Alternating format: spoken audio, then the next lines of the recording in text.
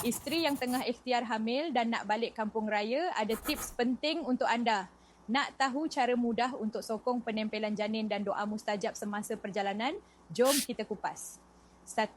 Sokong penempelan janin. Semasa perjalanan tips, letakkan bantal kecil di bawah punggung semasa duduk dalam kenderaan.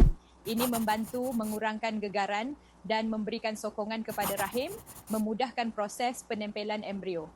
2. Manfaatkan doa musafir yang mustajab. Doa seorang musafir adalah antara doa yang mustajab. Baca doa perjalanan sebelum memulakan perjalanan. Allahumma anta sahibu fis safar wal khalifatu fil ahl. Allahumma inni a'udhu bika min wa'tha'is safar wa ka'abatil manzari wa su'il munqalabi fil mali wal ahl. Allahumma anta as-sahibu fis safari wal khalifatu fil ahl. Allahumma inni a'udhu bika min watsa'is safari wa kabatil manzari wa su'il munqalabi fil ma'li wal ahli.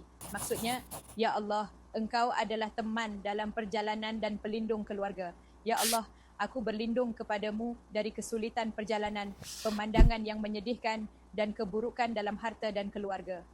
3. Doa memohon zuriat sepanjang perjalanan. Amalkan doa Nabi Zakaria untuk memohon zuriat yang baik.